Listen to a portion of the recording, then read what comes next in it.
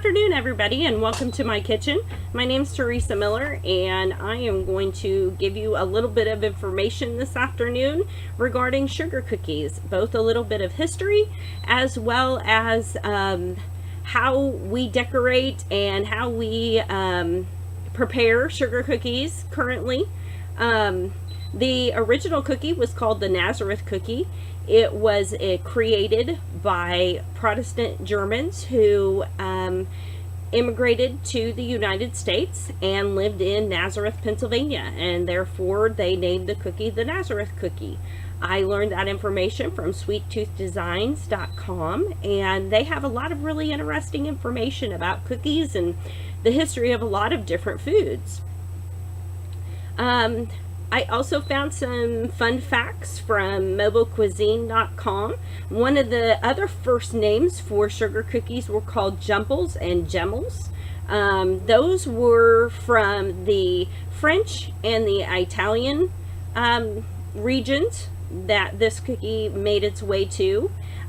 Also, the most common type of sugar cookie we see is a rolled and cut sugar cookie, and the ability to cut those came from the invention of the biscuit cutter, which obviously would have just been a circle, but now we have all kinds of different shapes, sizes.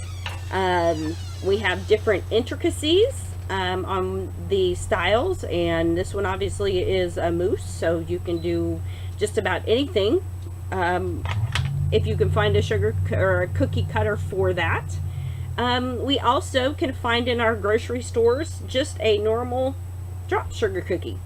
This is not a rolled and cut cookie. This is a cookie that would be dropped on a cookie sheet and baked, just like maybe a chocolate chip cookie would be, or a peanut butter cookie.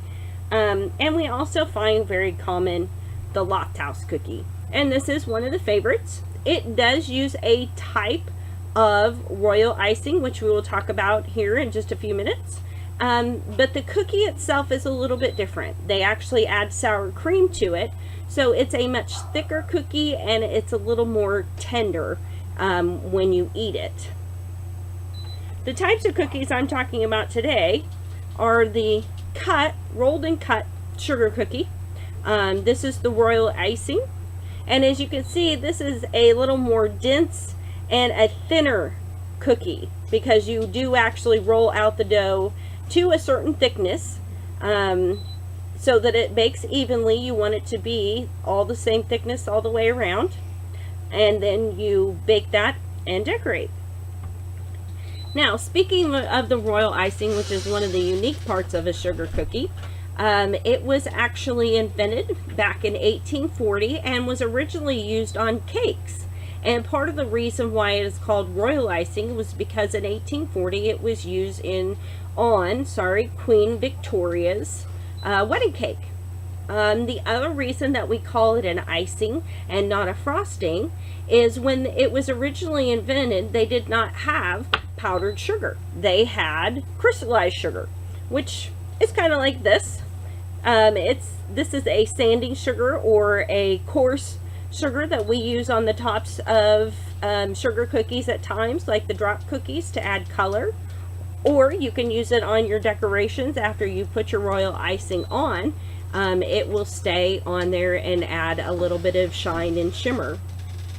Another thing about royal icing is that it is made, or originally it was made, with egg whites. Today we make it with meringue powder, which is safer. It takes out the risk of having salmonella from egg whites actually in your royal icing, because we don't cook it.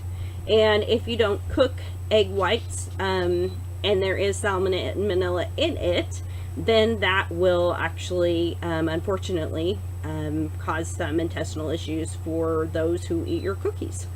Another reason why it is called icing and not frosting is because when they use that sanding sugar in the original recipe, put that back into the oven.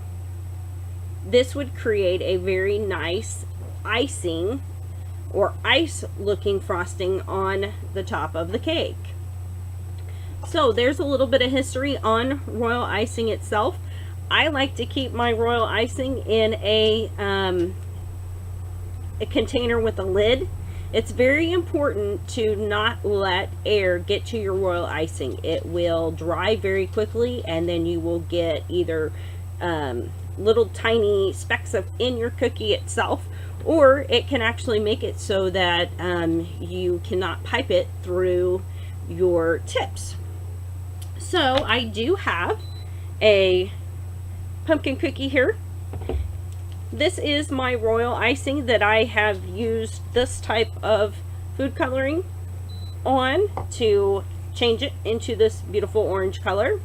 And you take it and you actually go around the edges of your cookie. So you have an outline on your cookie, and you take that and you fill it in. Now this is called a 15-minute frosting, which I have adapted from Sweetopia, her recipe for icing. And basically what that means is from the time that I put it on the cookie, it should take about 15 seconds for it to settle and for it to become smooth. That recipe uses 6 ounces of water, 5 tablespoons of the meringue powder that we talked about,